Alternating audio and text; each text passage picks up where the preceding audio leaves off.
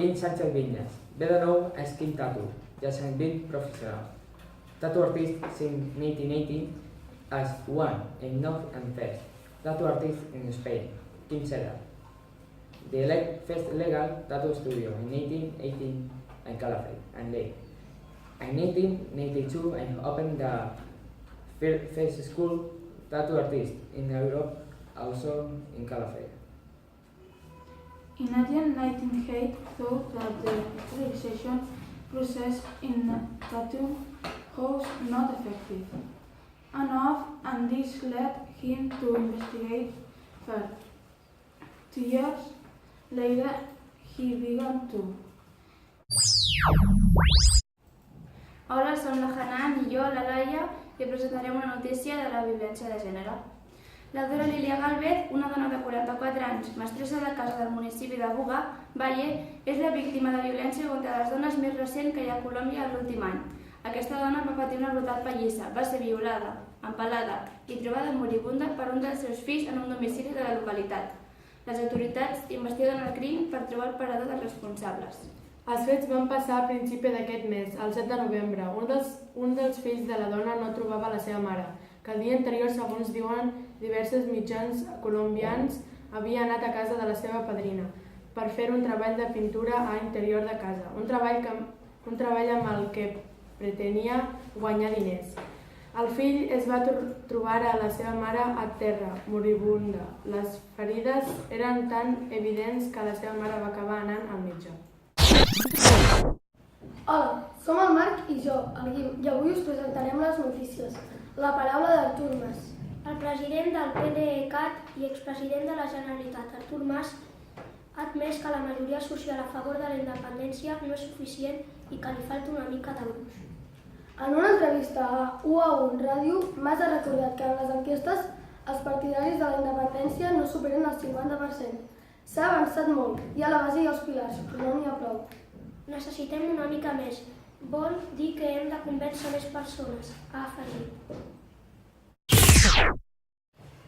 3 personas resultaron heridas tras una pelea multitudinaria que tuvo lugar anoche entre hinchas del Sevilla y de la Juventus, en el centro de la capital andaluza. Según ha informado el servicio de emergencia 112, una de ellas tuvo que ser hospitalizada. En concreto, se trata de un aficionado de 25 años que fue trasladado al Hospital Virgen del Rocío tras ser herido por un arma blanca. Además, una persona de nacionalidad belga fue herida por un objeto punzante y fue tratada en el mismo lugar de los incidentes. El tercer herido es un seguidor del Sevilla que fue atendido en un centro de salud hispalense por golpes en la cabeza y de un objeto de cristal. La pelea tuvo lugar en un bar de la calle Reyes Católicos, en el centro de Sevilla, hacia las 11 de la noche, y en ella participaron decenas de personas. El 112 dio aviso a la empresa pública de emergencias sanitarias, al Cuerpo Nacional de la Policía y a la Policía Local de Sevilla. Gracias por vuestra atención y buenas tardes. Hola, jo sóc el Joan. I el Pau. I ahir a la nit va haver un accident de trànsit per culpa d'un porc senglar. Els fets van passar a les 11 de la matinada a la carretera N145 al quilòmetre 1, al terme municipal de la Seu d'Urgell. 3 persones es van fer ferides lleus quan un vehicle va xocar contra el porc senglar, que va caure a la carretera.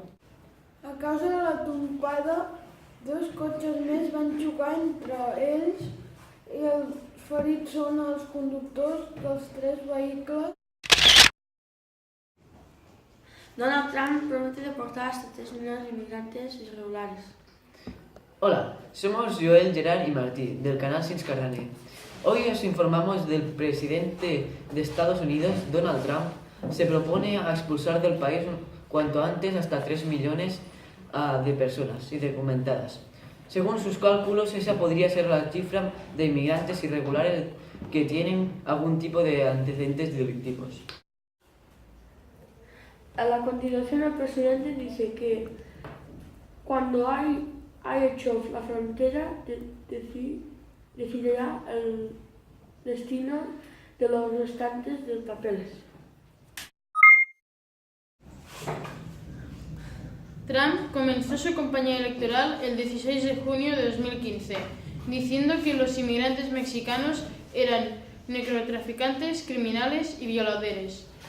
Después fue endureciendo su discurso hasta prometer la deportación masiva de los inmigrantes irregulares en el país, a los que llamaba extranjeros ilegales. En el discurso que dio ante la conversión republicana cuando aceptó la nominación como candidato el pasado junio, Trump dijo con esas palabras: 180 millones de inmigrantes ilegales con antecedentes criminales que tienen orden de deportación de nuestro país esta noche vagan libremente para amenazar a nuestros pacíficos ciudadanos. El presidente Barack Obama ha deportado durante sus 8 años de mandato a casi 3 millones de personas con antecedentes criminales. Ha sido el presidente que más inmigrantes ha expulsado en la historia. Se calcula que en Estados Unidos viven alrededor de 11 millones de extranjeros en situaciones irregulares. Aquí terminan las noticias de hoy y gracias por vuestra atención. Som la Clàudia i la Clara i us presentem el temps. De matinada el cel estarà molt ennuvolat en general i cobert al Pirineu i Prepirineu. Al llarg del matí disminuirà la nuvolositat i a partir del migdia quedarà entre poc i mig ennuvolat, per tal dels núvols alts i mitjans. A més, hi haurà intervals de núvols baixos al litoral i al sud i al Pirineu, que deixaran localment el cel molt ennuvolat. De matinada s'esperen precipitacions disperses al terç nord. Seran d'intensitat feble o localment moderades i s'acumularan quantitats poc abundants. L'altura de la neu voltarà els 1.700 metres al Pirineu Oriental i els 1.400 al Pirineu Occidental. Temperatura mínima en descens moderat o localment acusat. En alguns punts del Pirineu i Prepirineu la mínima s'assolirà al final del dia i la màxima baixarà entre lleugerament i moderada. La visibilitat serà bona en general, amb boirina i algun banc de boira matinal a valls i fonalades de l'interior. Al litoral nord el vent bufarà entre fluix i moderat, de component alt, amb algun cop fort de matinada. A la resta serà fluix i variable, al domini component oest.